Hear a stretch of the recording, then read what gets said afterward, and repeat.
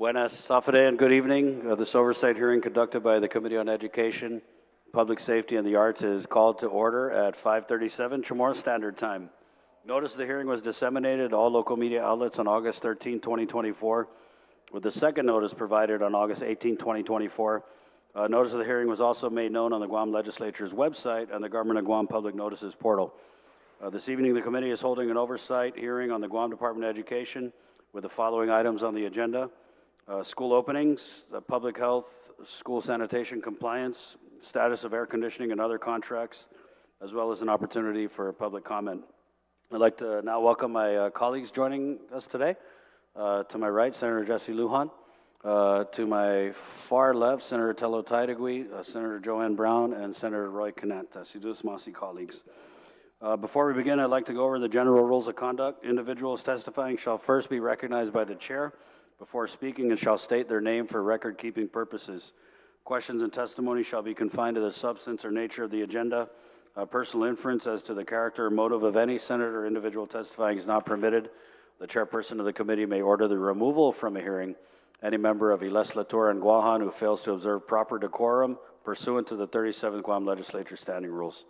Any violation of this general rule of conduct will result in the removal from the hearing by the host. We'll now proceed with the oversight hearing. I'd like to welcome Superintendent Swanson and his team. And at this time, I ask that our Sergeant at Arms swear in. Anybody who plans on providing testimony to the committee, please rise and be sworn in by our Sergeant at Arms. Please raise your right hand. Okay. Under penalty of perjury, do you all affirm that any and all information you provide today, whether it be verbally, electronically, and in writing, be the truth, the whole truth, and nothing but the truth? Mr. Chair, under oath, you may proceed. Sidus Masi, Sergeant at Arms. And so as is the normal way we conduct these hearings, we'll start with the superintendent who has prepared a presentation based on the agenda items. So Sidus Masi, Superintendent Swanson, and good evening. Good evening or good afternoon, whatever. It seemed like a long day anyway, and we're happy to be here and provide the updates for the committee and for the community as well. So if we can go to the PowerPoint, we'll get started with that, and we know what it is. The next slide, I think I have to take this one out. We know who I am. Anyway, in opening remarks, I will say, first of all, this is a moving target, and it's moving pretty quickly. And that's to be expected. That's what we're after, and we feel good about that. Going to the agenda, we'll talk about school openings in terms of staffing, which schools were open, the conditions they're open under, and then go into the sanitation compliance work that's being conducted. Give you the status of air conditioning and other contracts. There's a number of them, especially since the emergency declaration, so there's a lot of information in that. Those are all PowerPoint slides. The summary pieces are in the packet that you have. You also have a spreadsheet that I'll walk through when we get to it with regard to staffing for the entire system, and also the status of inspections that have taken place. Going to the first slide. Just apologize that you got black and white. That's my skills with the Xerox machine. It was supposed to be color, but the net situation in the spreadsheet that's there shows you each school, what kinds of employees we still need to fill, what the net vacancies are. And if you go to the content area column, about 2/3 over from the left, that content area really becomes important when you're looking at secondary, middle schools, and high schools, because while you may be short one teacher and you have 3 more that they have different certifications, they're not interchangeable. Elementary is a little bit different. If you're elementary certified, you can cross grade levels without any difficulty. At this point, this data is as of the 19th, so it's a little bit dated already. Go to the second slide. This is the same, similar information for all of the schools. We are still processing applications and hiring on a daily basis. Not as many teachers as we would like, but our vacancies are filling up. The next sheet, I think, is really the interesting one. We lost 63 of our teaching staff this year, and there's a breakdown as to where they went. The bulk are retirement, nearly half. Next year, I see that as even being a bigger number. And it's outpacing the rate at which young teachers are graduating from UOG, so we need to work with that some more. We successfully placed transfer teachers who opted to move from one assignment to another, whether it's between schools or, there was 53 of those. And then the thing that I think is important to see too is military leave takes a big chunk out of our teaching staff. Right now we have 22 folks that are activated with the Guards, and so they're on a military leave. And then we have 9 folks that are on either disability or long-term medical leave. But that's pretty much the turnover for teachers. It's as I look down the list, when I see that most of the folks we're losing are to retirement or promotion, those are good predictable things. I'm sad that we lost 4 people to death this year. We're going to see a little bit more of that probably too with the aging of our staff. But what I don't have is people leaving because they're dissatisfied, and that's an important indicator for our work. Going to the next section, which is sanitation compliance. The bright blue column are the schools that are currently being inspected. And if you look at the down the list, the ones at the top, if you see the right-hand side is grayed out, they are yet to be inspected, and they are going to be active as school student bodies on a host site starting on Thursday the 22nd. The other schools are already open, they're certified, and that bottom half of the list, the far right-hand side, you can see when we're going to have to be able to re-inspect. So once we finish this opening sequence and get all of our schools certified and open, my objective is to be able to develop a schedule of about 2 a month that we will be continuously inspecting schools over the course of a year and not find ourselves in this situation again. The spreadsheet there has the school scores. You know, we've talked a lot about the scores for demerits. That column, and you can see the dates next to it, these are the dates that the summer evaluation was done by the staff at the school, the scores they gave it, and without variance, and then you see the current score and situation. So for example, if you look down at the bottom of Stimbo Elementary School, gave themselves a 31, but when they got into the inspection, it was actually a 38, but still passed. But they're pretty close. So we want to, the bottom 4 are pending the permit. They've passed, but we haven't got the copy of the permit yet. The permit date drives when we do the renewal. So that's yet to happen. Sanitation compliance, next slide. These are the schools currently in the mix of being inspected and have given us the opportunity to renew and try to move very quickly. Tejan High School has passed pending the permit. In fact, they actually got the permit, so this has changed. JFK, I think that permit has been issued too, so those are all good. Estimbo Middle School did really well. They were pushing for an A, but they missed it by a couple points. But these are the ones that have been done just since we started this calendar with the opening of school. And I wanted to go to the next slide. You can see exactly what's going on here.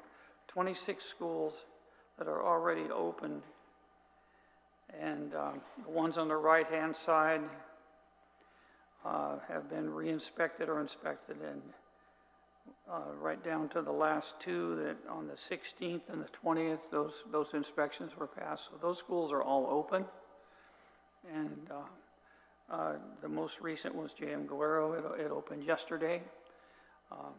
As soon as we get the release, we're holding our breath right now because we're going to get the word on the schools that were renewals, and we'll get that word tomorrow.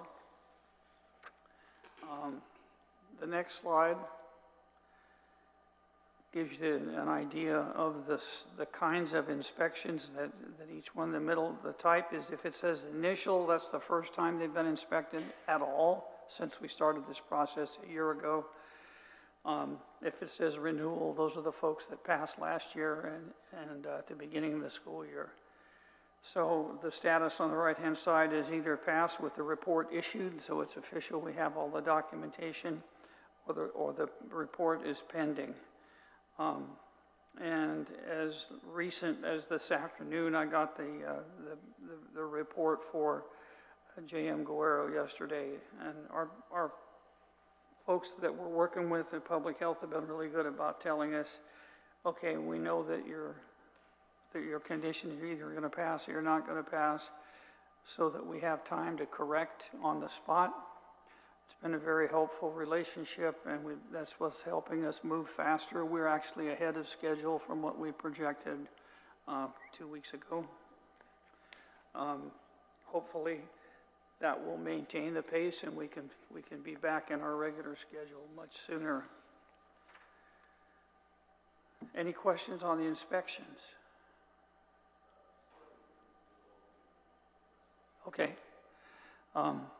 So the status of air conditioning and other contracts. This is a longer list, and because of the declaration of emergency, we've been able to add a lot to it so we can move faster.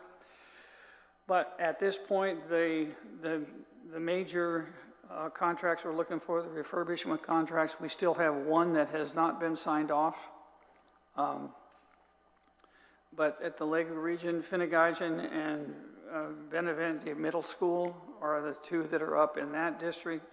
Lujan District, Tamuning Elementary, and Jose Rios Middle School. Catan Region, George Washington High School, Ordot Chalampago Elementary, and Agata Johnson Middle School. And the work has begun at GW. The contractor is also setting up their base of operations there for the other schools in that district. So they'll actually be working 3 campuses from that site once they're fully operational. Cortec is the contractor, and they're also the contractor on the 4th one. But I can't say which school is going to be on it yet. We had to make an adjustment to that contract because of some language technicalities that didn't make it through the review process, but we'll still get it done. Air conditioning contracts, next slide. We have the big contract that we've been monitoring all along is with J&B Modern Technology. They have 1,852 units installed, 736 pending installation. I'm going to give you a breakout of what those are shortly. Carrier was a new contract that we did to manage the refit of air conditioning system at Estumbo Middle School. Been a lot of issues with the lease on the 4 lease schools through the Guam Education Foundation.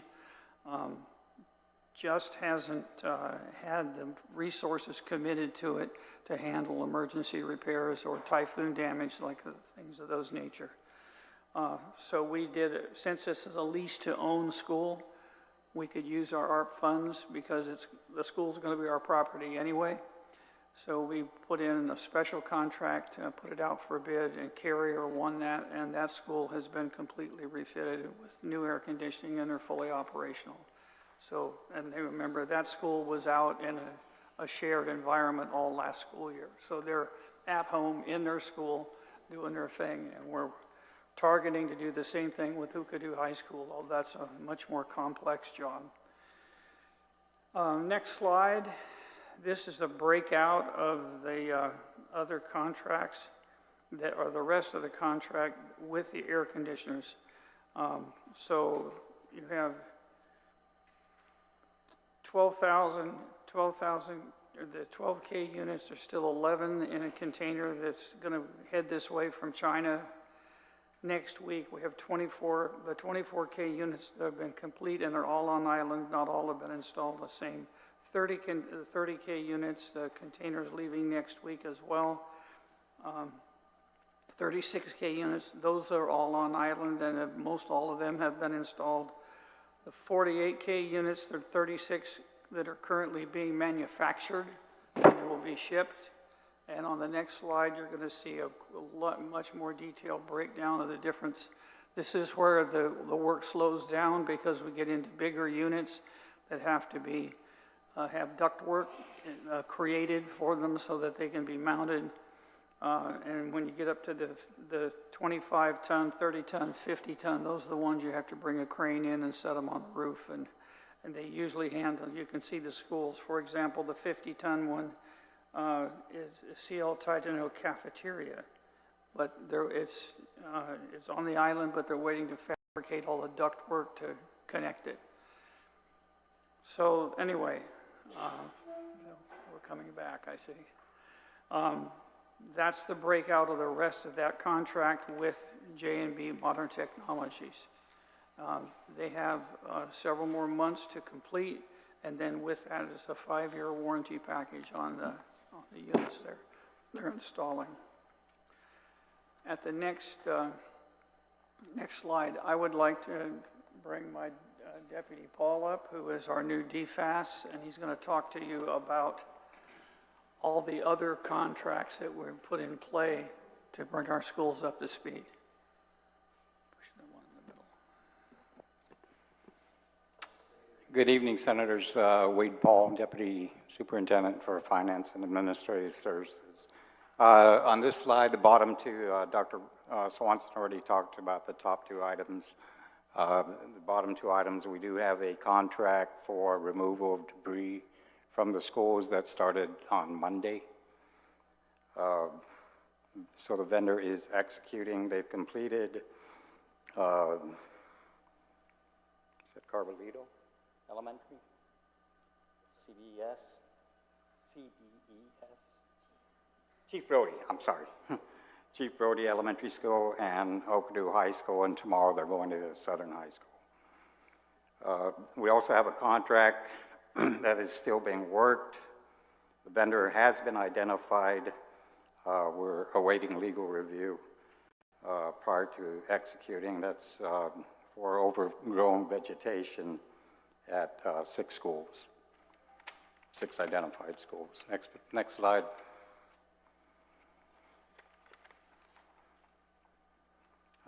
Since the governor signed the first certificate of emergency for $400,000 worth of blanket purchase orders, we are also working these other emergency contracts, which will be funded by ARP. First one is we're trying to take the Southern High School refurbishment that was in the previous contract, but got set aside, and we're trying to use the emergency procurement process to execute that contract. Second one is we're trying to do an emergency procurement for all restrooms for all other schools that aren't included in the larger refurbishment. The third one is repairing canopies for the schools listed there. Next slide. Fourth emergency procurement contract we're trying to work with ARP funds is a service contract for any air conditioners that are under the lease schools or any schools that have air conditioners that are 5 years or older that are not covered on the previous discussed HVAC contract. In this contract, we just want to do servicing and check if the air conditioner is truly out of service. And so this way we can identify ACs that we do need to replace. And then the last contract is a conversion for some of those larger units. Package units were brought in, split units were used before, and so we're trying to use some ARP money to convert those larger units. Last on this slide, we have portable fire extinguisher annual inspection. This will be local funding. Next slide.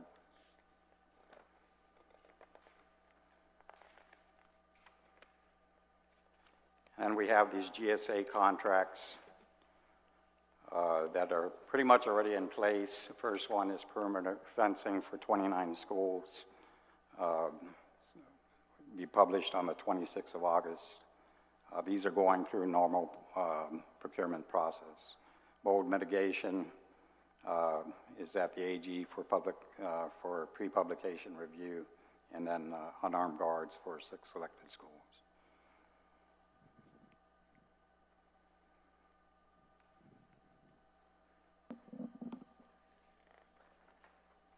That concludes the agenda, and we're ready to answer questions for you.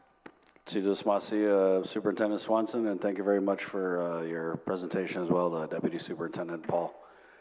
First of all, I want to congratulate and commend Guam Department of Education, Department of Public Health and Social Services for working really hard to get a record number of schools inspected and passed in just 3 weeks. So in 3 weeks, we've had 10 schools inspected, complete inspection and pass inspection. We have 2 schools that are currently undergoing public health inspection and 12 schools remaining, which is, pretty significant pace of work. Superintendent, I know that we're moving quickly through this, and we opened schools last week. We opened Wanamguro today, opening more schools on Thursday, but there's just a couple issues that I wanted to ask about outright. And the first one was, I heard in the media brief you had discussed meals. So if we're doing the alternating school schedules and kids are in class every other day, the issue was raised across the hall in our emergency session. How are we going to get meals to these kids who otherwise would have them if they were in school? And so what is the latest that you can report to the committee on the distribution of grab-and-go meals for students who won't necessarily be in a physical classroom? We'll start that distribution on Thursday when those other schools stand up.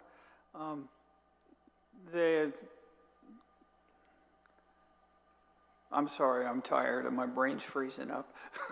So, anyway,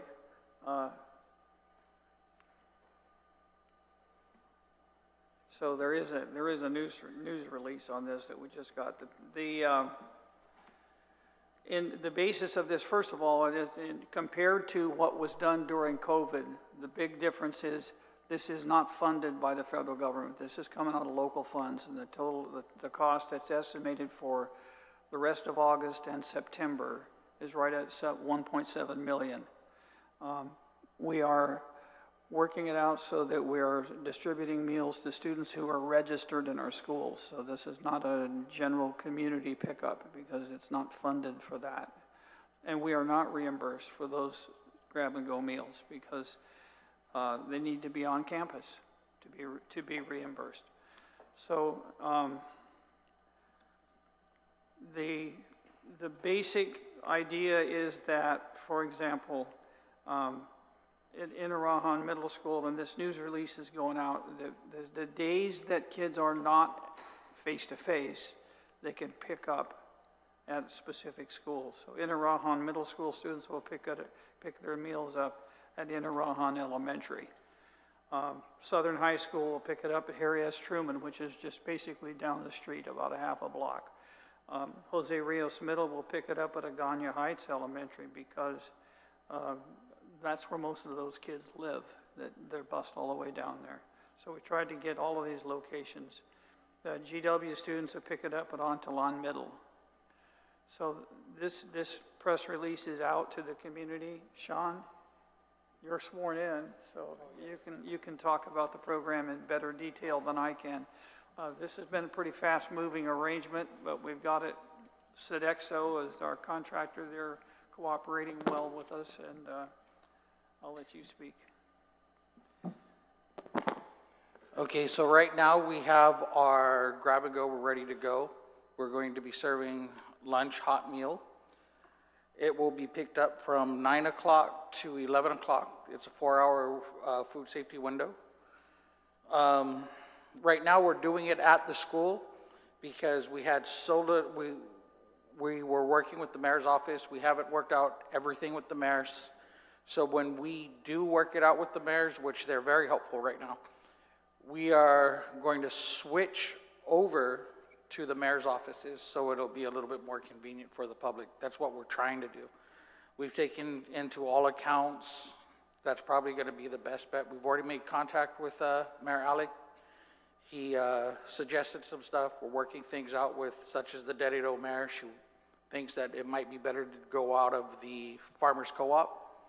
So we're taking in all of their recommendations. We will come up with a better site, but as we're standing it up, we have until Thursday.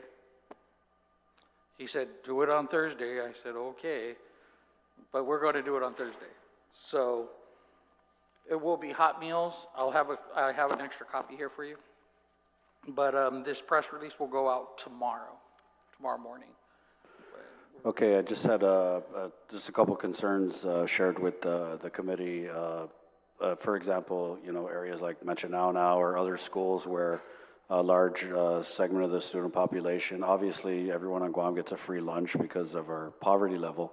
But what about those families who don't have the ability or the transportation to pick up these meals?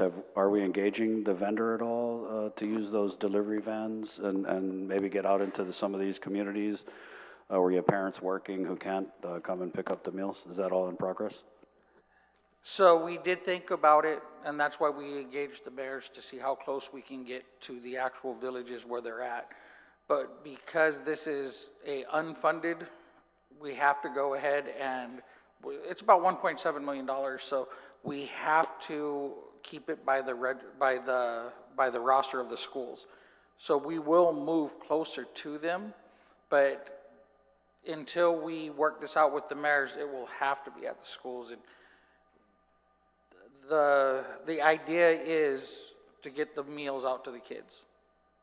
The easiest way to do it is not always the best way, but we need to work with our mayors, get everybody out on the one page. We're going to use the community centers wherever we see fit, work with the rosters, even if there's a place like Jose Rios where it would be PD, but yet we have people at other mayor's offices. So we're working it out with our schools tomorrow to see any kind of ideas that we can add on. Even for the grab and go for the pandemic, I had 6 weeks to plan this one. I had 4 days. And this one, it may seem a little bit easier because it's not as many people, but that wasn't me. It wasn't so many people, but the time difference and making sure that we service our kids, that's what we're really trying to do. So engaging the vendor to try to get them to deliver closer, that wasn't really an option because we still have the face-to-face students that we have to feed at the same time. So that's how come we engage the mayors. Thank you. I know it's not the same situation as COVID, and you had a lot more time during COVID, but it kind of seems like we're running a very similar model. And I remember in COVID, a lot of the GDOE staff would take it upon themselves to go out and deliver meals to some of these kids' houses. I know a teacher who had a family of students that she was worried about, and they went out to deliver them. So please engage the vendor in seeing if they can provide whatever assistance to get these meals out. Just do the best you can, sir. So the vendors weren't the ones that did it, it was our SPPC, it was our programs that went out to do it, it was food and nutrition, it was SPPC, the truant officers, and there was no school, no work. I mean, everybody, we had the personnel for it. We are gonna engage, we are gonna look to see how we can reach as many kids as possible, but I'll reach out to SPPC to see if we can do an outreach with it, but it would have to be through the roster. It wasn't the same as grab and go, where it didn't matter if you were a DOE student, it was from the ages from birth to 18, and we didn't check IDs. This is totally different. Yeah, I understand it's a much narrower focus, which to me should make it a little bit easier to execute. I understand. Thank you. If we could get an update on special education. So there's just been and I get it, it's a difficult situation and information is, subject to change. But I've just heard a bunch of different things relative to special education, and I wanted to, because I know in the media briefing today, there was an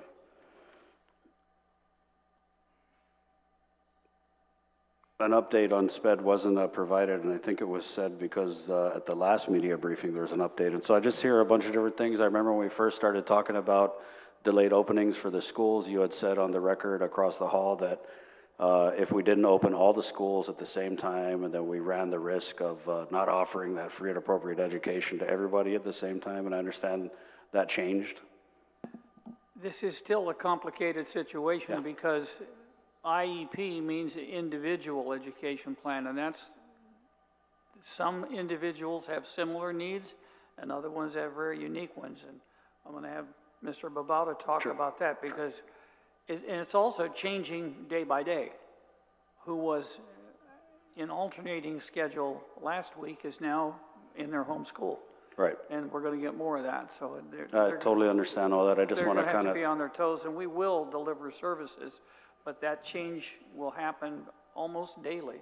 Right, and I get that things are happening fast, and that you're right. Somebody who wouldn't be able to get physically into a school last week may be able to do so next week. But just some of the things I'm hearing, I know that the Guam Community College, through the president, has offered the use of several classrooms. And that's in conjunction with the construction work that's going on at GW, and it's focused primarily on GW, because they have about 100 students on IEPs. Right. Anyway, Tom. Okay, so I guess Tom, if you don't mind.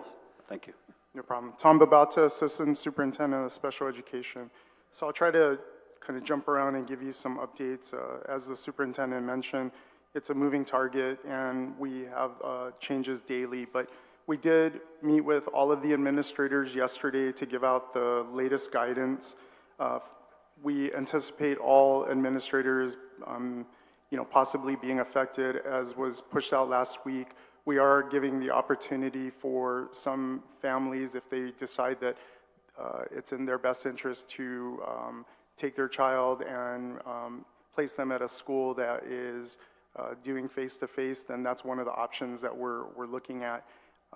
But there are some challenges with that, and each family needs to make that determination because we have such a short amount of time that we're looking at. We're looking at in some cases 1-2 weeks, in some cases up to 4, but that's going to be a case-by-case situation. So we're working with each administrator with their unique situation and with each of their student populations. So every one of the schools is reviewing the IEPs, looking at ways that we could implement based on the upcoming schedule with the online, or if they're going to be going face-to-face. So with the situation over at GW, they have a partnership. Dr. Okada has been working with Dexter Fullo, the principal. I believe that they've identified 10 classrooms that we're going to be using. We have 111 identified students, and that's students that are both on the severe end of the spectrum, and then also down to maybe like our students with learning disabilities and more general ed, mainstream classes. So some of those students are going to come in and have the basic life skills class. The others might go to 1 or 2 resource room classes and then go to one classroom where they're going to jump online with the assistance of the teachers there, and then they'll get access to their general ed curriculum. But that, I want to note, is specific to the current population at GW. So because of the constraints with the building and it won't be accessible for anyone just like transferring in. So, you know, this is where we're looking at things on a case-by-case basis, and we're also looking at it as a possible model, you know, program if we should have to go a couple more weeks down and looking at other areas. School aid situation always comes up the rest of the week. Tomorrow, Thursday and Friday, we have administrators that are going to be coming in to, we've lost some school aides recently and we already had a shortfall. So we have administrators coming into interviews. We have 39 positions that are ready that we can move on immediately. And so we are going to be anticipating those coming through, and then as soon as we can, we'll get them on board. We were also looking at cross-leveling all of the paraeducators where the schools will all get, I think it was pushed out before that all of the students that are identified as severe who are taking the alternate assessment testing would get their paraeducator, and then in addition, all of the schools will be short 2. And the reason why we look at that is each school has other mechanisms on how they can cover down. So they can use general ed school aides. They can use, in some cases, TAs, teacher assistants, and other support staff that can cover down. So we do a lot of cross-training. So that's will be fully in effect by Thursday. One thing I know that the superintendent had mentioned about the shortages, the shortfalls for teachers have actually gone down. We have 5 CRT positions on the secondary, and it was 2, but we had 1 teacher just resign in the last couple of days from Inarahan. So we have 3 elementary school teacher positions. So that's kind of dropped in half. We did have several folks from central office had decided to go back into the classroom. So we're trying to do everything we can to support each of the schools. And then we've been working on this partnership with UOG. It's a certification process where we were going to offer a program that after taking 6 classes, somebody who has a degree already would be able to get SPED certified. So we're going to be going online in the next, I believe by mid-October, we'll have the first cohort going in for the first set of classes. We had 10, but 10 that were funded, 12 are looking to be interested, so we're trying to get that adjusted so that we can take all of them, so that we can go ahead and get everybody certified. So within the next year, they'll be certified. And that we're willing to pay for halfway through the master's program, so that's something that a lot of people were looking at. So aside from that, any questions that I can maybe answer? I guess my first question would be for the middle schools that are going online. What is the communication with the parents of SPED students, and is there any availability at all? So each of the schools is responsible for reaching back to those parents and making that connection, and that's what they're doing right now.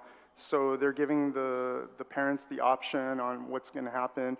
We also will continue, no matter where they're at, to provide our services such as speech therapy, PT, OT, leisure ed, that kind of stuff. So that will continue no matter where they're at. It might be in an alternate setting, but all of the services and supports will continue.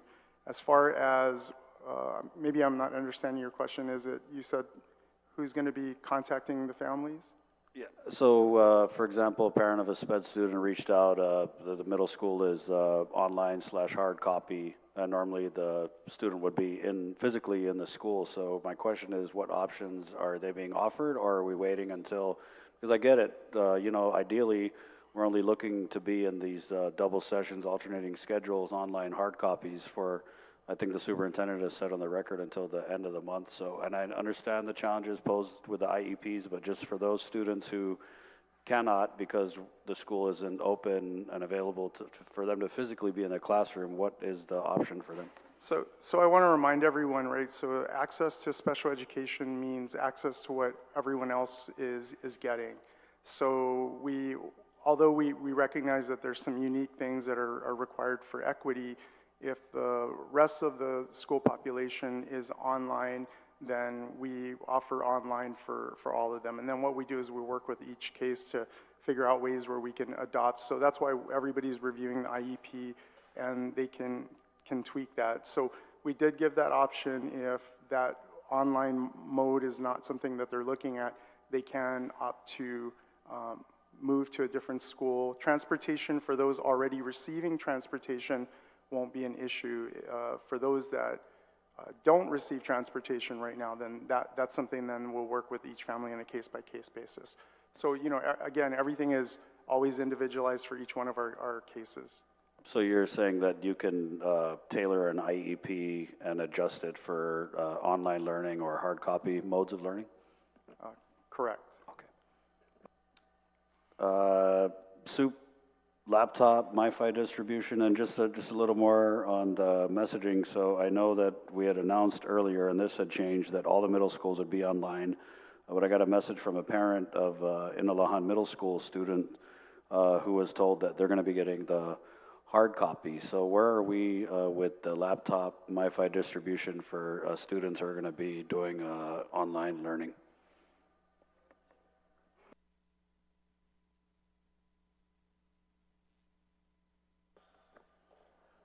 So I have to get back to you on Inarahan because the instructions are they're supposed to be online with the offer of hard copy as alternate support or instruction for those students who don't have it.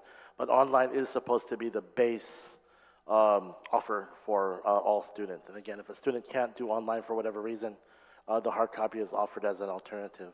With regards to laptops, so they've already been distributing since last week. Schools have already kind of projected that they were going to need to provide to some students. It is on a request basis. So what we did during COVID and what we did last year is basically just told people to pick up laptops. And there were a lot of families who didn't want to take a laptop. They don't want the responsibility. Also, they just don't want to. We have a lot of students who are actually using their phones now, right? So we've asked teachers to be flexible and adjust your instruction to accommodate students who are actually going to be attending classes on their cell phone. It's a new generation, so I guess they can do it. Simple things like making sure that the documents that are projected onto the screen are larger font and things like that. So there were a large number of students that said they're not going to be taking laptops. They'll just either attend classes on their phone or in some cases, they're going to have to do hard copy. But schools have been distributing laptops as needed. So as you know, we have enough to distribute. The MiFis, we had about 4,000 that are out, but we're just kind of lucky that we kept the program going from last year. It was supposed to end during the end of the COVID emergency, but we made a special request to accommodate for the typhoon. So when the typhoon happened and we had alternating classes and some online classes, we were able to keep that program going. We paid for the whole year. So it's all the way up until September 22nd is when the contract lapses, and we don't have any further funding after that, so we're kind of a week off with the students. But we're looking at about 6,000 students. We have about 4,000 MiFis. We've asked all the elementary schools to return theirs, because as you can imagine, when there's no online classes, we just have the students keep them for online work and resources. The thing is, because they're locked and they don't do gaming, they don't do media, multimedia, they don't do like Netflix or anything like that. There is a low usage. So it does do YouTube and you can do all your Google searches, but it was a very low usage for a lot of the students. So we're looking at trying to pull all those back from the elementary again. We'll redistribute those to the middle school and high school as needed. But again, that contract ends on September 3rd, 22nd. Oh, and there's 6,000 students who are affected by online right now. So if they get it, it does support more than half of them. So would you characterize the distribution of the MiFis and the laptops as ongoing, successful? Ongoing, successful, MiFis are limited, but the good thing is we're not getting a lot of students requesting it. Is there an option for students who don't get a MiFi to do hard copy? Is that the backstop for people who don't have access to Wi-Fi, internet? So that's one of the reasons we think students would request a hard copy is because they don't have internet access. Okay, sorry, and I just wanted to follow up. I don't know if Mr. Babalta needs to come back up, but in the media brief today, and he had mentioned that parents have the option to transfer SPED students to another school. However, it was said that less than 15 inquired, and a majority of parents that you've communicated with want to stay at their home school. Is that accurate? Yeah, I can respond to that part because I was the one that made the statement. So that's anecdotal. That's between whoever calls the office and us telling each other, hey, we got a parent calling, asking about this. So I personally talked to several, and at first they're not really happy about it and kind of upset. But then we try to remind them that, well, you're able to do this, but we're only looking at this many weeks, right? So for the particular schools, we said this is about 2 weeks, they'll be out 3 weeks, and then they said, oh, is that it? And about half of them said, okay, don't worry about it. Well, we're going to stay because they don't want the hassle of withdrawing and whatever. However, we did ask the schools yesterday to make sure that if a parent does inquire, that we assist them with the withdrawal process and the registration process. So it's not, it's not very cumbersome. It's a quick, you want to go to another school, we'll get you there. And then when it's time for you to return, we'll get you back quick. Okay, and so you're saying that if a parent of a SPED student, is it just SPED or any student wants to transfer? Special education students, Okay, students with okay. IP. And so that opportunity is being provided for them? Yes. Okay, what about parents of students who are assigned to a school that maybe is double sessioning? Are they allowed to go out of district, or is that on a case-by-case? Like a regular ed student? Yeah, I don't think we can accommodate that at this point. I heard that was happening at some of the schools, but it wasn't consistent.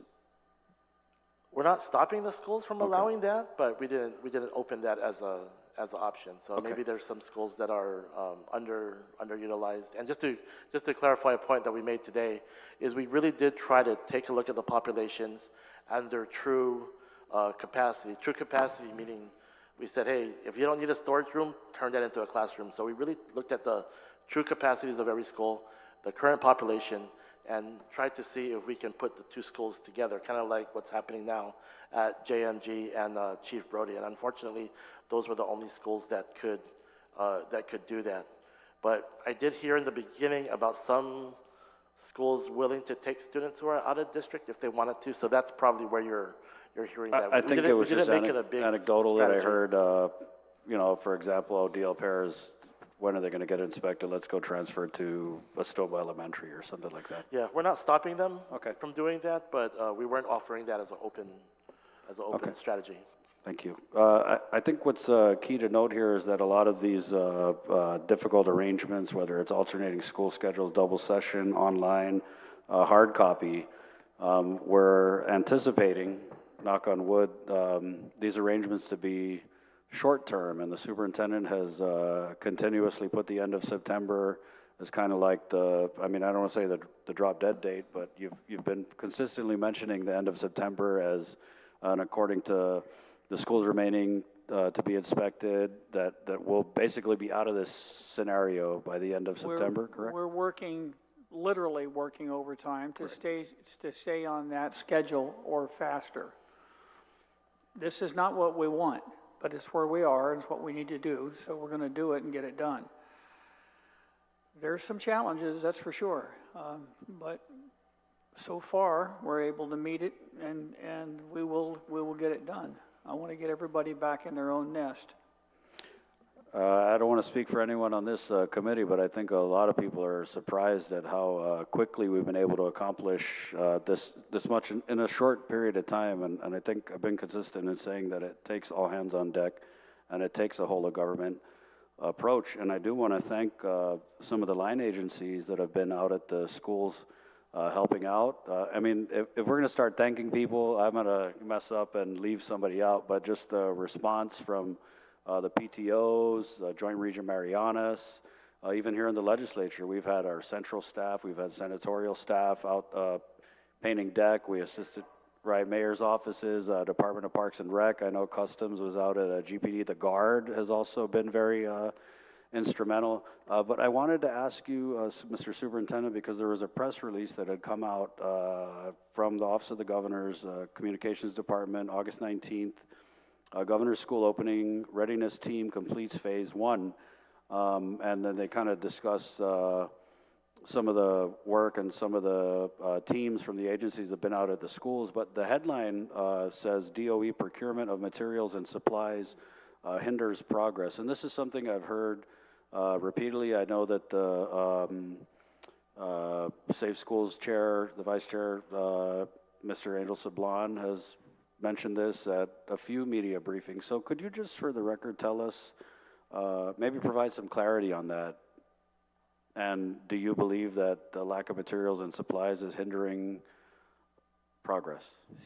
Since we were able to implement the emergency purchase orders that we have out, we've greatly reduced that. In some cases, materials that we need are not on island. Restroom exhaust fans being one. I mean, that's one we have to put in several places, and there are none available. But no, we've been able to really ramp that up. One of the challenges that has emerged is that my team, the maintenance folks who go and draw on that, don't always get really accurate information from the school about what it is they need. And so that's been a problem, but we've pretty much got the kinks out of that part of the process.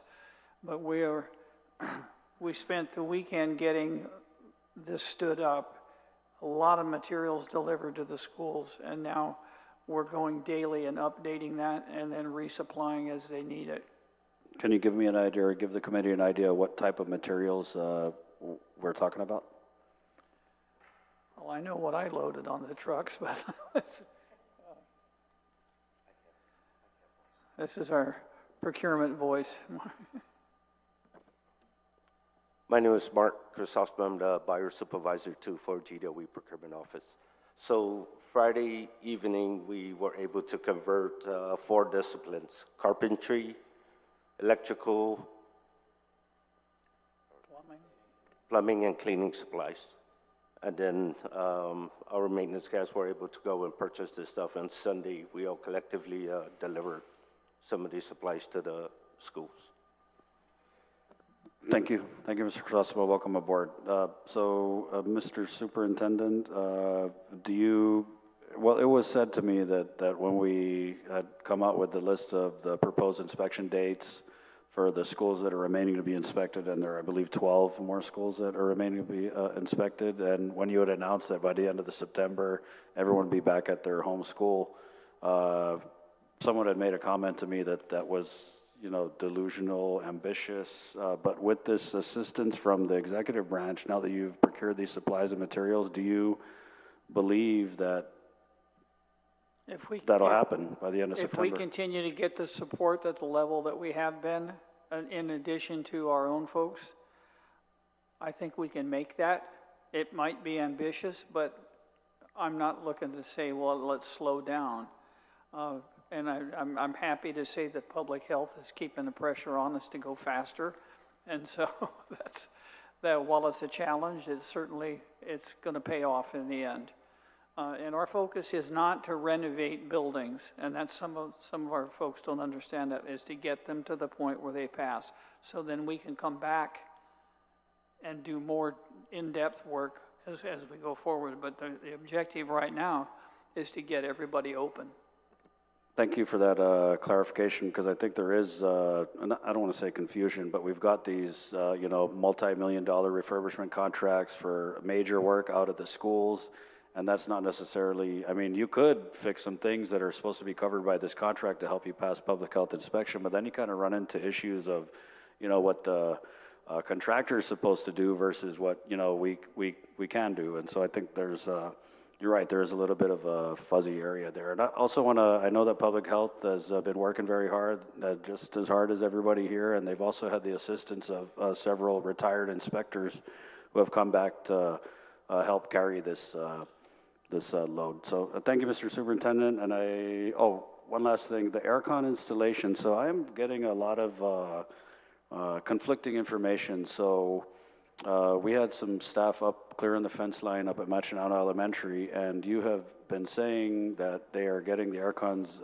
installed, but I just talked with the staff there. I texted them, and they haven't had any ACs installed up there. And so can you just, for the record, because I'm not sure if it's been done in here, but what is the issue with the ductwork? Because, for example, I went to Tamuning Elementary first day of school, and they're still waiting for the ductwork for their multi-ton chiller for the cafeteria. Then I understand that's the same issue with Machinana Elementary School. So it's a little difficult when I hear from you that ACs are getting installed at a school, but then I get the principal or teachers who say, we haven't heard anything, and all they said is it's coming. So I'm not sure where the disconnect is, but if you could provide some information on just what that vendor is supposed to do and what the holdup is at some of these schools. That, I was on that site yesterday, and with regard to their preparation for inspection, they're in really great shape. The air conditioning piece of it, the units that were bought need to be reconfigured into ducted units. That work is continuing. They're supposed to start installing those that have ductwork this week. So we should be seeing it. I hope that there was some today, but the direction that I gave him is, I know they're on that project. I think there's about 16 of those units that need to be put in. We're not going to sit at the shop and put the ductwork together for all 16. You've got 7 or 8 of them ready to roll. Get them out and get them installed, because the community wants to see it, and we want to cool those kids off. I know that we had 1 unit left over from Estimbo Middle School that we already owned, and we sent the contractor out yesterday to start installing that one, so the special ed classroom will be air conditioned. But I hope that by the time we get them back in their school, it's fully air conditioned. Thank you, Mr. Superintendent. This time I'd like to recognize my colleagues for any questions or comments they might have, starting with Senator Lujan. Thank you, Mr. Chair. Good evening, Mr. Superintendent.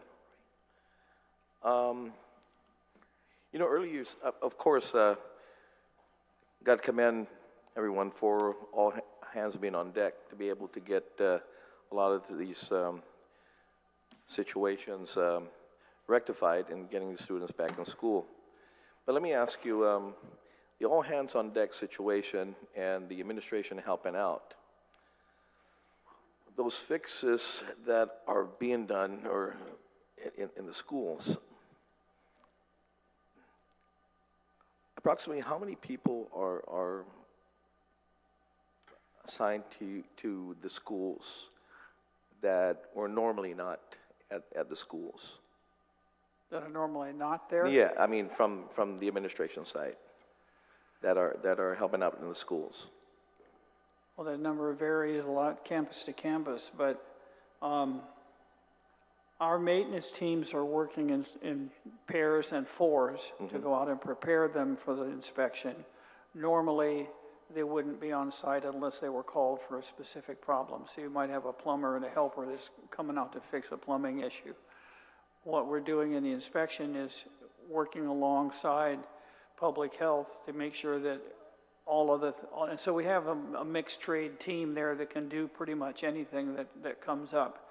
Now, the other help that's coming on site is really school by school, depending on, because the public agencies that are helping out can send different numbers of people. So we have one might be able to send a crew of 10, and the other can only send 2 or 3. Our parent community, volunteer community, we've had contractors that belong to the PTO, but they also decide that they want to step up with their business, and they bring their own crew and do the work and provide the materials. So it's hard to say how many people. I know that my staff, from my office on down, are spending time doing that work. So they're also volunteering, and I haven't voluntold them to do it. But no, and the reason why I'm asking this, Mr. Superintendent, is because of the fact that when they go back to their agencies, I'm just wondering how many more people you would need to be able to have the constant maintenance of the school. Because, I mean, you know, the schools are used every day, and you're going to have these problems. If they're not fixed right away, it might lead to where we're at, you know. And so I'm just wondering, again, when they leave the site, how many would you think you would need to sustain? To sustain, yes. To sustain the effort and actually continue to improve Yes, on what yes. we've done, because we're getting to the C level, I want to get Sure, to the A level. Sure. We need to have a maintenance staff. At one time, it was 200. Right now, we're at 50. Okay. And if we can get to the 75 or 80 level, that'll make a huge difference. But one of the things that I think would be also valuable for a number of reasons is to go back to a model where we have on-site building custodians, a lead custodian during the daytime who can do light maintenance, and then you have a cleaning crew that comes on at the end of the school day. And then you have 2 or 3 or 4, depending on the size of the campus, that are also an added security measure. You know, when people know that somebody's home, they're less apt to break in.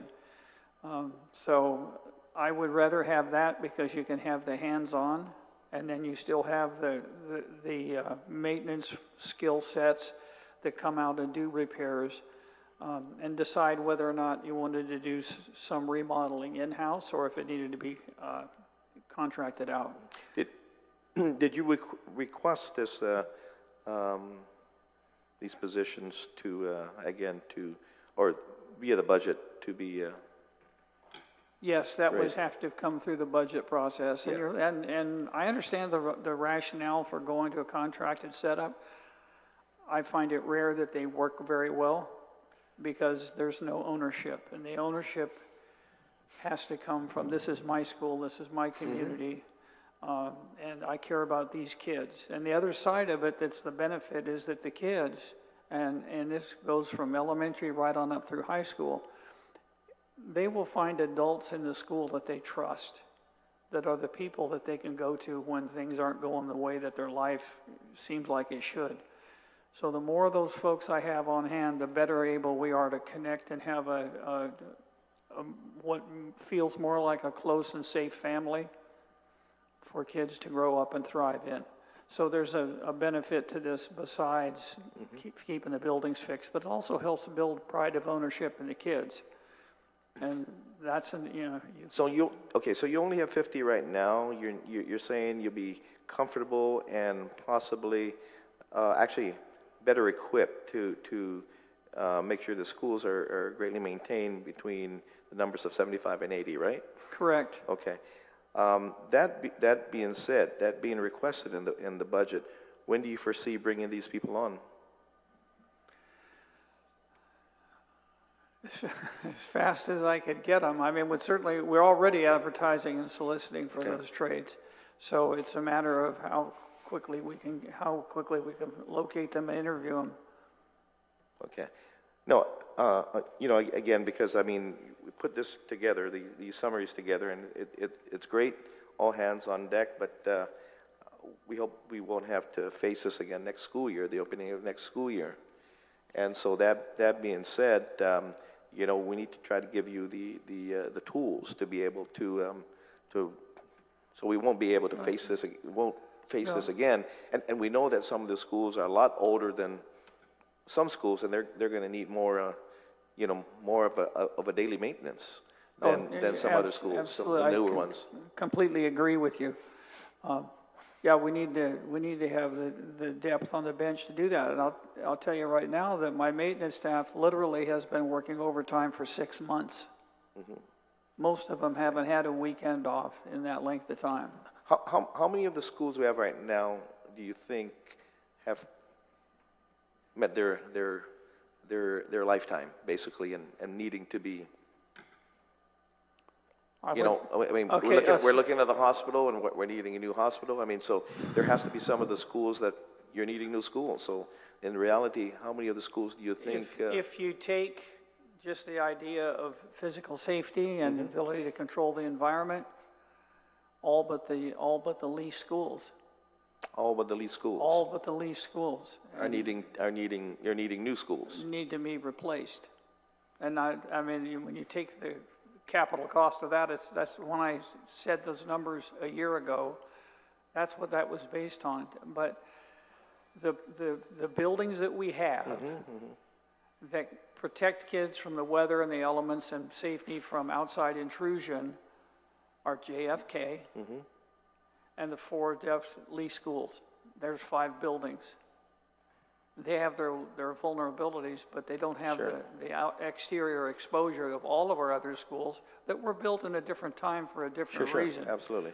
But that whole outdoor corridor environment, I've seen that go very, very wrong. No, I'm just wondering if you maybe can provide that listing to us. I mean, you're saying all the schools except for the new lease schools, but I'm wondering if you can provide that listing of maybe the schools that, you know, again, more important to replace and, you know, down the line. Order them. Yeah, I mean, because we definitely want to, we must look at that, and we must look at our budgets and say, hey, look, this year or next year, you know, by this time, this school needs to be replaced. You know, we don't want to come to the situation we are right now with the hospital. No, I understand. Yeah, and so we need to plan this thing out, and if you're saying all the schools need to be replaced, we got to start planning it now. Which schools are more urgent to be replaced than others, and that line, and know how much budgeting needs for, you know, 'cause we can't do it all at one time. Of course. Which is the most vulnerable school and needs replacing and all that. And again, after you consider, because you were saying actually earlier, not today, but that you're looking at possibly closing at some schools and consolidating some schools. That's correct, based on our population needs on and the population. serviceability of the campuses that we have. We have a valid engineering study that was done. It's only 4 years old. It would give us a good rank order that's based on solid data. So we can provide that list to you. And I appreciate that, because, I mean, we have to look at that. And again, we learn from what we're experiencing right now, again, in the hospital situation. And that's just one hospital, but in the schools, and again, based on what you said, all schools need the replacement. So which one is more urgent? And we have to seriously look at that and look at what it's going to cost to do that, because it's going to take us, you know, a long time to replace all that. But anyway, that being said, can you distinguish between the schools that require long lead time repairs versus those that are relatively superficial? At this moment, I mean... Well, you can provide that to us. I mean, no, yes, we can. Yeah, I appreciate that. Yeah, okay, yeah. But I would have to ask these Yeah, guys no, because behind me, because they're in it up to the their elbows. long-term thing is where you're going to require almost on a daily basis, maybe, of your maintenance folks, you know? And Sure. like I said, you know, asking how many, you said you only have 4 maintenance crews right now, and you had at one point 200. You're looking at 75 to 80 at a comfortable level to be able to maintain the schools. We got to give you that. you got to have that. Well, I do agree with you. Yeah, no, you got to have that. Yeah. And so that's a must, you know. So anyway, if you can provide that for us as well. What's the time frame on your mold contract completion? It's at which review?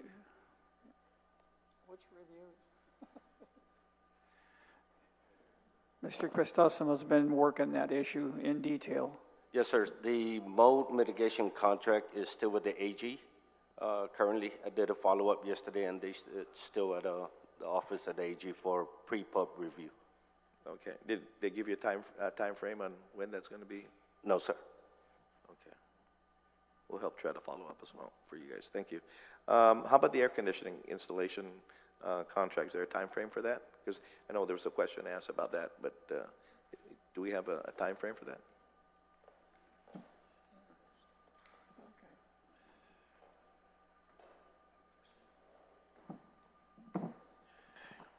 Hi, Senator Jim Pangnin. We still have a year left on that contract. Okay. Okay. But they're trying to finish it. You know, I asked them to go ahead and try to finish it sooner rather than later, right, because of the urgency for the kids. Okay. But a lot of it, like I said, I'm not going to divulge any much more information than I have to, but for the AC contracts, right, like the superintendent said, right, like the one I mentioned now, all they're doing is making ducts. I already asked, the soup asked me to have them proceed up there. They'll be up there sometime this week to start installing what they already fabricated. That way they can see the duct and the unit. So some classes we'll have for now, but they wanted just to do everything at one time and get it over with. But I said, can you go ahead and just install what you have now? So they're going to start with that. Okay. So when do we foresee, again, all the students, all the public school students to be in school by? Superintendent? Actually going to a physical campus. All of our kids in Yes. all of their campuses? Yes, yes. That target is by the end of September. End of September? Yes. End of September. It could be sooner, but that's the target we've put on the wall, and so far we're on track to make that. Okay. And meantime, they're online? All of them. all of our The online? online kids. The online is going to go quicker. For example, we're targeting the high schools for inspection first. And they're online right now, so you're looking at GW, you're looking at Okadu, you're looking at,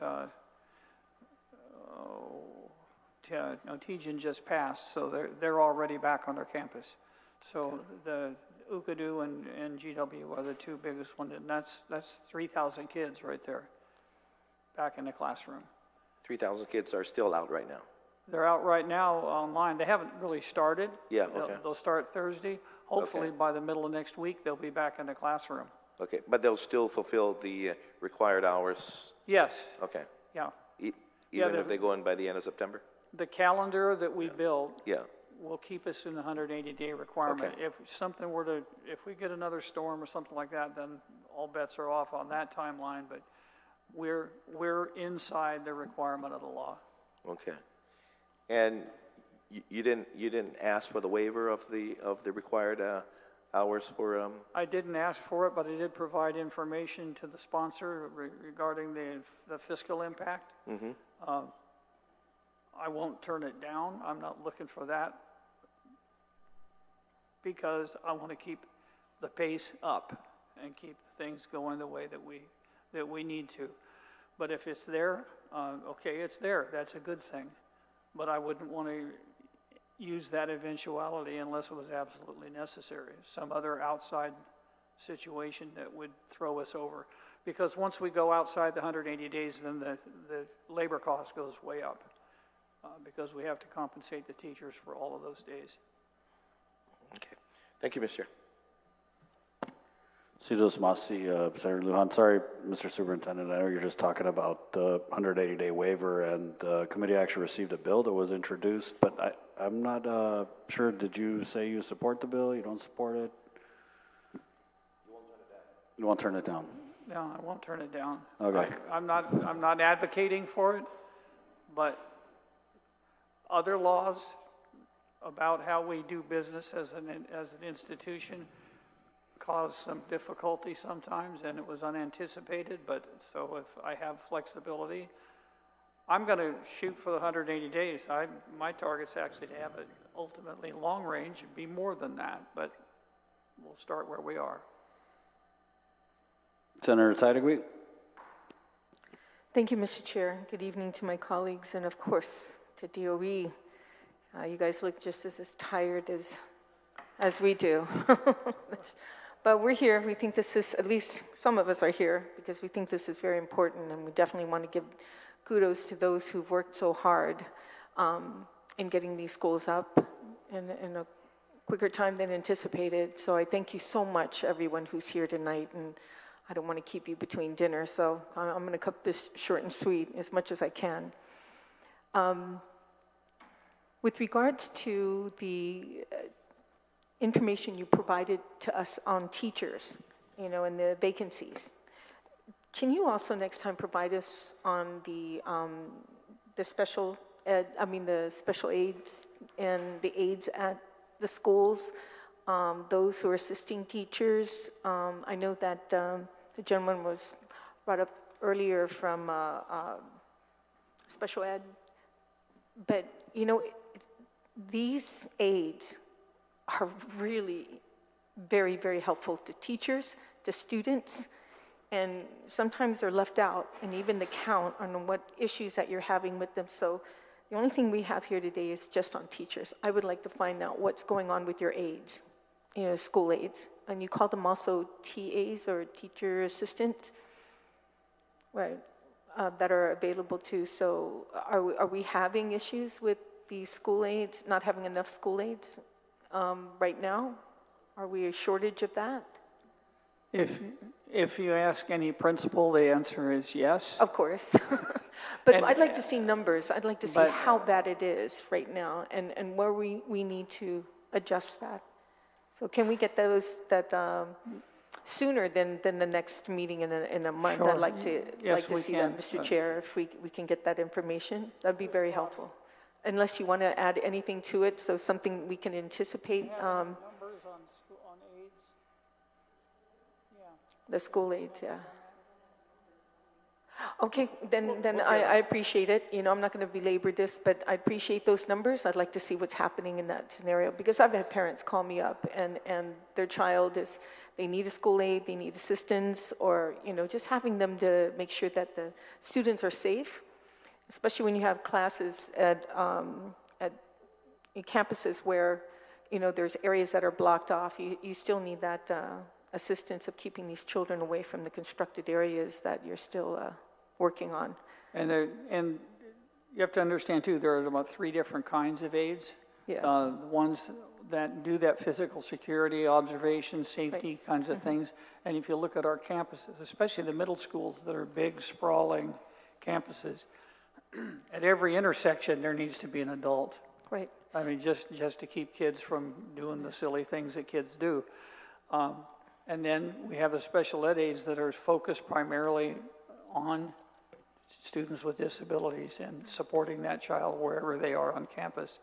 And then there are teacher assistants that are working on the instructional piece. As it turns out, they have to work interdependently to cover all the bases as the day goes on. And we're still recruiting and still processing, hiring folks in those roles. Do you have any of these aides that, you know, where you have schools go in the morning and then the next group of children come in for the afternoon session? When you have split sessions, and these school aides work from morning, I mean, do they work all the way through for both schools, or you do allow them to?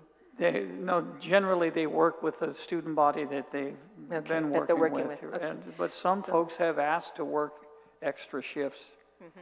And are you allowing it? And we'll allow it, but we don't encourage it because it's a long day. And Well, especially for children with special needs, you know, that's very taxing, and I would hate for someone to, you know, anything to happen, just burn out, or you know, something can happen because you're so tired. You know, like right now, everyone's so tired here. well, it does become a safety issue. Yes, and we don't want please. that. Yeah, so I look forward to that information. Okay, so we can see that. The next one I have real quickly is you have contracted, not contracted, but you have lease to own contracts with certain schools. One of them is JFK and Attica, correct? Correct. Okay, of those contracted schools, how many of them have not passed inspection? They've all passed. Okay. And they continue to do the maintenance. I know at the very beginning, maybe about a year ago when I asked that question, what is the responsibility of you know, those who you're leasing the building from, their responsibility as far as like maintenance, continuing the maintenance? Has that been addressed? Not successfully. Yes, it's been addressed. And Okay. that's a heartburn issue for me. And now I'll tell you that we have 3 different lease agreements. The one for JFK is about the best funded one. They're putting $2 million a year into the maintenance budget, and they do the maintenance. They have the cleaning crews, they do the repair work, and if you go tour that campus, you'll see it's in excellent condition. The 4 GEF schools, they put in, I think, 1.7, 1.9 million for 4 schools every year. that those schools were the most severely damaged in the typhoon. What we did to open AMS was we replaced all the air conditioning with ARP funds. And we could do that because it's a lease to own. We're going to own those buildings. So that made it legal for us to use the money that way. We're having to prepare to do Ukadu the same way. And that's 90 air conditioners, big ones, on that campus. What school is that again? I'm sorry, what school? Ukadu High School. Okay, yeah. So, and then the lease that we have for Tejan is with Cortec. And there are varying levels of responsiveness. We need to have our legal team go in and really evaluate the lease and the penalties that I can charge, because I want to get my money back on the That's right. schools. Okay, and do you have an attorney working on that? Yep. Looking at all those leases? Okay, We're and getting how started. far along are you to resolving what you can, or what they're supposed to be doing? That's been a continuous battle since I got here. Okay, well, I hope you stay on top of that, But, you know. but we're going to go after it because it's totally unsatisfactory. The other one I have, okay, so let's work on that. You know, Bart Chrysostomo, right? See, Mr. Chrysostomo, you're the procurement officer? Okay. Is there any possibility, and this is for the listening audience, because there's people who really want to be a part of getting these schools up and running, you know, the citizens out there who, even if they don't have any children, they just want to see these schools up and running. Can the school receive any kind of donation, like paint and plumbing equipment, tools, or anything like that, that they can, as a government agency, can you receive any of that? Yeah, they can donate. PTO can do it, yeah. Yeah, the best channel to go through is the PTO in any school. Okay. And we've had that happen. We have one school that a PTO member who's a building contractor said, I can come in and do your canopy covers. Another campus said, we can do your air conditioning. So the public would go to the PTO. Correct, yes. And then they would donate to the PTO, and from the PTO, then they can give it to the schools, and right? as a registered nonprofit, the PTO can give them tax credit and. Okay, great. That's and good to that hear. So works. anybody who's listening on how they can be a part of, getting our schools up and running, that's where they need to go. And I'm pretty sure you need just about everything from paint to plumbing equipment, to wood, to anything else, canopies, things like that. So I just wanted to bring that up. My last question actually has to deal with sports, interscholastic sports. Who's in charge of that? You're up, Bobby. It used to be you? Well, Joe, okay. What's the situation with that for interscholastic sports? You've got, you have the season of football coming up. I know GW, currently GW is, what's the status on GW, especially the field there, the football field? And Hi, my name is Barbara Adamas, Hi, Deputy Barbara. Superintendent. So for the schools that have not passed inspection, we can't have any students right, okay. on the campus, and that includes practice. So they should be making arrangements to use facilities off-site. We are looking at the delay of the first quarter sports about 2 weeks. We're trying to get more of our high schools to pass inspection so that we have the facilities to have our boys volleyball. That's the first indoor sport. We have football, cross country. And so that's for the high schools. And so, yeah, we're basically just trying to get the practices in. And then once we get most of our schools up and running, then we can reassess the schedule, make adjustments, and then have our first quarter sports. Okay, so that's good to hear. So so there's a 2-week delay, getting all of the interscholastic sports up and available. You're working on other facilities, like maybe even using the field in Tejan for football or practice or soccer or whatever that's available. So they're making arrangements. please stay on top of this. I mean, nobody's ever brought up the interscholastic sports, and it's starting up on school. A lot of these kids rely on that, and we need to get them away from their computers and up and exercising and doing some kind of sports. You know, we all need to do that, but you know, our kids especially, they have a lot of energy, and I'm sure it'll make the teachers a lot happy, and you know, to know that these kids are you know, working out and putting their energy in sports rather than in the classroom than throwing things and being kids. So other than that, I greatly appreciate all the hard work. Public health, I see that you're here. We haven't asked you any questions, but I heard from our oversight chair that there have been agencies coming to the rescue as we anticipated. And are there plan on being any more coming to the rescue of public health?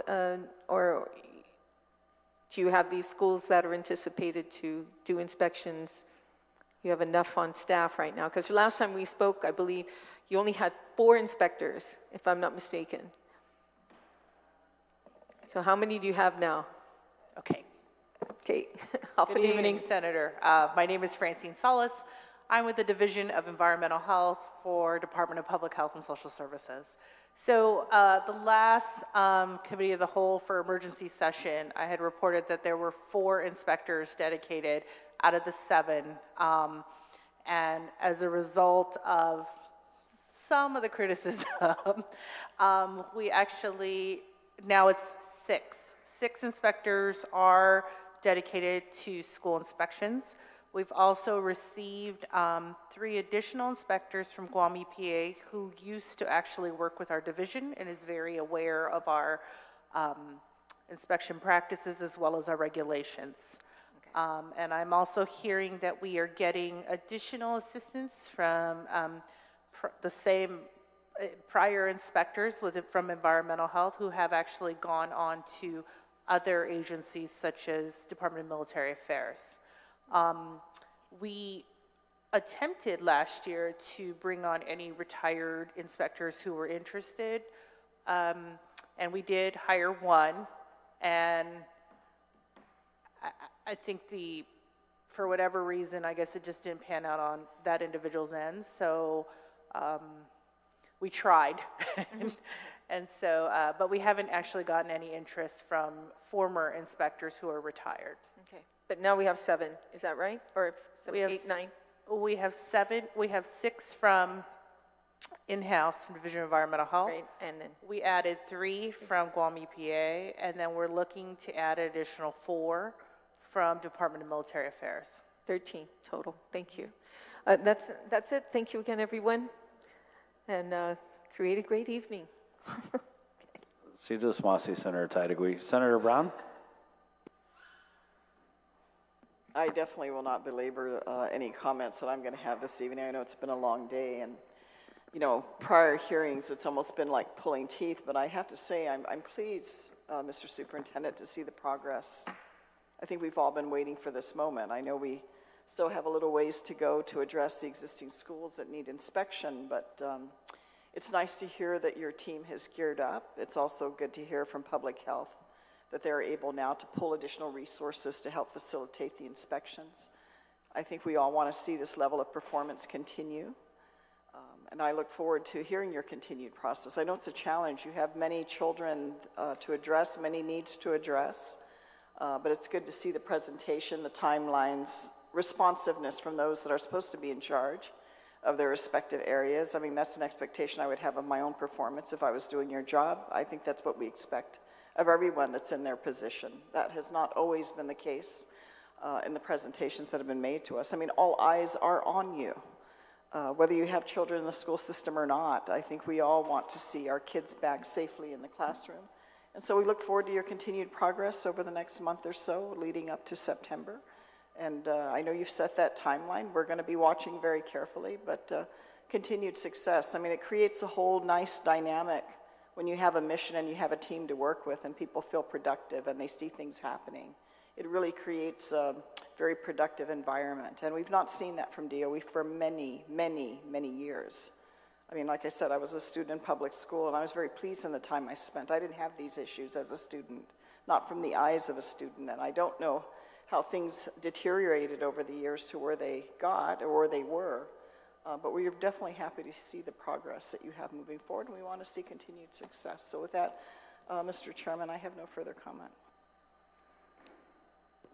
Sidusmasi, Senator Brown. Senator Kanata? Thank you so much, Mr. Chair. Certainly just want to give you guys kudos for working hard to get these schools back open. Certainly very proud that we're seeing schools open up, and the government is taking a full force approach with everything. I just wish it happened faster. One of my big concerns, though, is the ARP funds. Are you guys tracking to spend that in a timely manner? By the time we're finished, there won't be a nickel left on the table.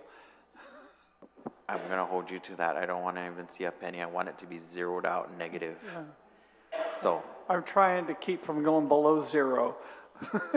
But, also, I just wanted to clarify the, what do you call it? Your meal delivery plan. We, just to clarify, we won't be able to deliver this to the kids or those individuals who seem to not have the means or ways of transportation. It's just going to be most likely at the mayor's office. Mr. Maforti, if you can comment. Yeah, as of right now, we don't have the means or even the plan to get it out there. This is a roster, so even if that's the case, somebody would have to know who they were giving it to, where they were going to meet. It's not set up as the pandemic was from the 0 to 18. It's actually for the GDOE operated schools that are on alternated schedules.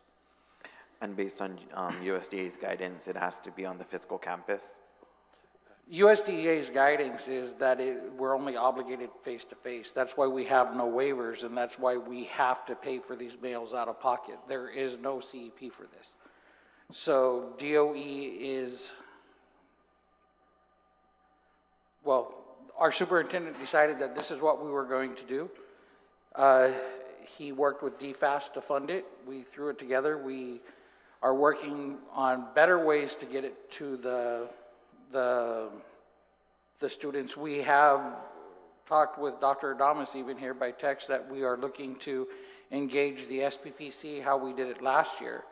But there's still going to be, in the very beginning, there's going to be obstacles that, of course, we're going to knock it down just to make sure we can get it. But the goal is to reach the students. I mean, most of these kids really need to go to school to eat. We understand that. We know that. That's what we preached from the beginning. I do believe that the face-to-face version is always preferred. The online learning, we didn't do it last year. We had students that had it last year that alternated schedules. This is a different story, I guess, because I don't know. But it's a different story, so we have to go out there. We have to figure out how to do it. Right now, there is no way we're going to be able to deliver it to the students. If we could work with the mayors and get it closer to their houses, maybe that is another option. We can work with SPPC, but they do have school and they have to support the schools that they are at also. I mean, it takes away the manpower when everybody at DOE was trying to get these meals out. There's still school going on at the same time. Thank you. Thank you for that clarification. I know this is not on the agenda, but Superintendent, you know my baby project is really huge to me. It's a huge buck. But if you have any update for me for Simon Sanchez High School funding? Or I believe, well, both of you guys commented on the media, so I just wanted to see if you had any update for me. the first thing that we're working through right now with the Department of Administration is setting up the MOA so we can transfer the money for funding the construction management contract. We have that ready to go as soon as we have the paperwork done, and that should be this week. The other part for finding an alternative site for the Simon Sanchez student body is we're waiting on a scheduled meeting with FEMA to go through. They've asked several times for more detailed information. We've provided it. And so we're to the point where we're ready to have that conversation about which of the options they're willing to fund. And as soon as we have that, then we can start moving on the procurement side of it. Great, thank you for that update. Given the current situation, I know that you have washing machines and dryers. I've asked this in the previous oversights. Do you have any update on those? Because you are having some facilities renovated or, some with electrical services. Have you guys implemented a plan for those washing machines and dryers being moved out to the schools, or are they at the schools that can actually be used, or what is the plan with those washing machines and dryers? They're at the schools. Some are installed, some are not. I want to get them where they can be used. But at this moment, we're working another priority. Okay, just wanted to check on that. Other than that, Mr. Chair, I have nothing further. Keep up the good work. It's very fruitful for us to see the progress with all the schools. But certainly, let's make sure we have the support necessary for all the schools and all the faculty and staff that are going to be charting this course with all of us. Thank you again. Sidus Masi, Senator Kanata. Superintendent, I just had a couple more issues before we let you guys go. I had a constituent call and ask if elevator repair would be included in the refurbishment. Some students in wheelchairs unable to access upstairs classes for years. And I know that there's elevator at Finnegodson, Southern High. Are these covered at all by any of these projects? That's a whole separate nightmare. I don't know of any operational elevators. And that's going to be a major contract we're going to have to put through, because I have multiple schools that have elevators, and I think Southern, for example, has 6. So that is a problem. It's a big one. It's an accessibility issue. That's part of the ADA information. We are working through Guam Power with Siemens to do a survey of our schools for energy conservation, but they can also do ADA compliance, and so they're going to do that as part of that project. And that will give us good specifications that we can work from to start getting those things contracted and repaired. I also got a message from a parent of a GW student who said that they weren't contacted at all via email or otherwise about laptop distribution. So if you could just follow up on that. Call the principal. Okay. The principal should be on top of that. And then I also had from a teacher a concern about the maximization. I don't know if anyone could address this, but the comment I received was that the superintendent should allow for some room to not have to maximize to 100% of the teacher contract in given situations. Population is fluid and forcing classes to fill up, and then we're stuck when we don't have enough teachers or we have open classes because there aren't enough to make a class. This needs to be given to the discretion of the school administrator to work out the scheduling. I know I've asked you about maximization before, but I did commit that I'd ask on the record. It has made a few people uncomfortable, and I would say that in some cases we had teaching staff that was terribly underutilized, and we've tried to even that workload out and make class sizes compliant with the negotiated agreement. And that's caused some people to have to move to a different school, and it might not be convenient for them. And I'm sympathetic to it, and if we can accommodate it, I'm open to it. But my HR folks are working on that spreadsheet that you've got. If I need this kind of teacher, and you're that kind of teacher, you serve at the pleasure of the board and the superintendent, and so your work assignment has changed. That's a little tough to hear sometimes, and I understand that a number of our folks haven't heard that kind of language before, so it's upsetting. However, we're not the mean machine either. We're trying to make sure that people are where they want to be doing what they want to do. But that would have to be handled on a case-by-case basis. And we have made some allowances, I know, for folks that have a medical situation, something like that, that they need to be close to resources where if they need help, they can get it quickly. Those kinds of things, of course, are to be considered. But maximization, this is a tough piece of conversation, and we're going to be having them in communities. I'm targeting October and November, so the board can have an agenda in January to make decisions about what's going to be in the 26-27 school year. And so there will be some allocations of resources, some of them physical, because you're also asking me to prioritize the quality of facilities and what needs to be repaired, what needs to be demolished and turned into a park or whatever. So these discussions are going to be going on, but they'll be going on in the community with the cooperation of the mayors and PTOs. It's not going to be anything.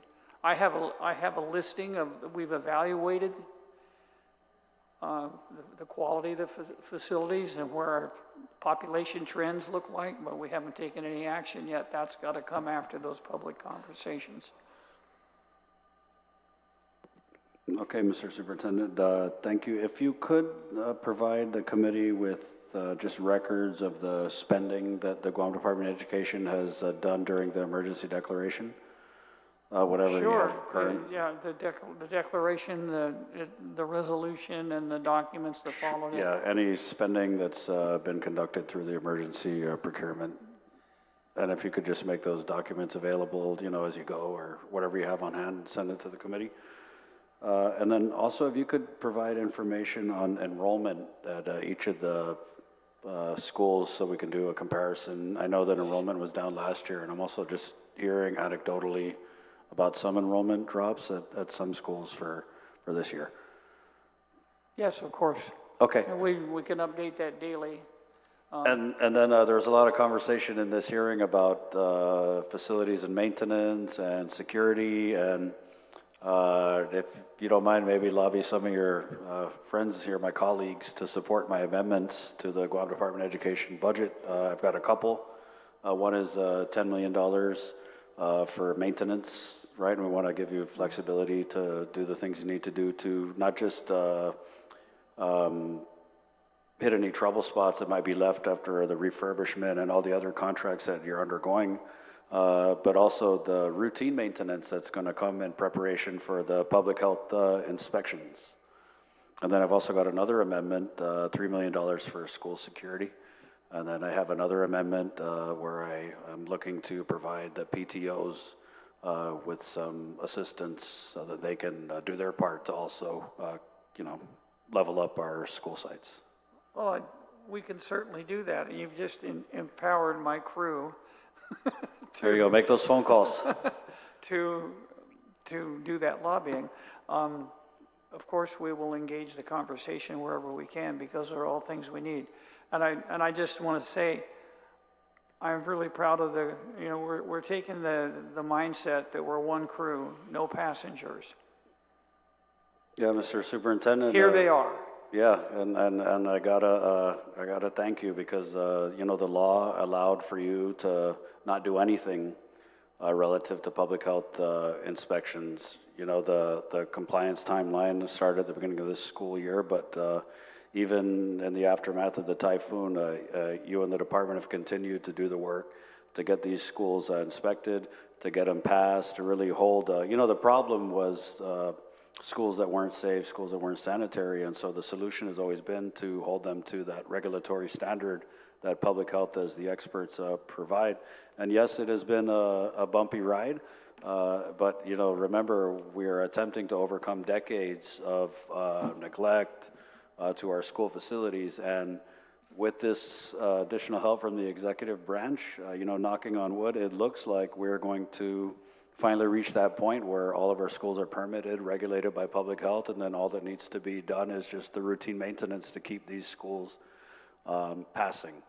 And, my personal stake in the game, I got my little Cali Joe, my Chase, and, they're DL Paris Fanihi, but I was telling my daughter last night she's going to be a temporary wet and grill because DL Paris is going to be partnering up with Wet and Grill elementary. And so kids are resilient. They see what's going on. But I talk with my kids and I said, hey, we're just going to do this. The superintendent's very ambitious with his timeline, and we're hoping to get the Fanihis back at DL Paris, hopefully sooner than the end of September, because again, I'm just overwhelmed at the help that's been delivered to so many of the school sites, and specifically DL Paris. Their partner is Guam Waterworks Authority, which I thought was an absolutely perfect fit, because many of the issues at DL Paris have to do with the plumbing, and so it's really just a match made in heaven that was born out of these unfortunate circumstances. And so GWA has already donated several urinals, and they're there and committed to do the work. And I hear that this is the story at just about every school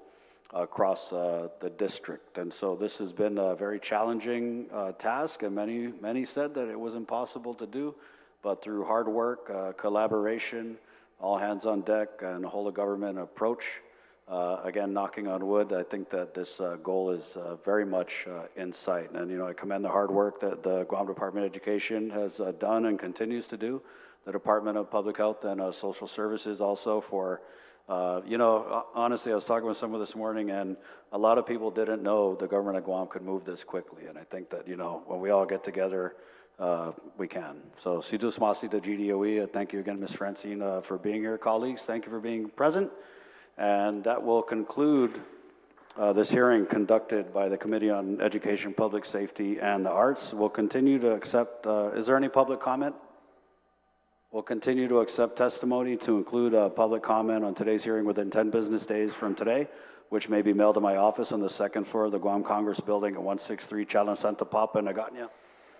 You may also send your statements to us at malfunction@guamlegislature.org. Sidus Masi again for your participation. This public hearing is adjourned at 7:23 Chamorro Standard Time. Guahu si Senador Chris Malfunction Barnett. Sidus Masi. Esta. Adios. Thank you.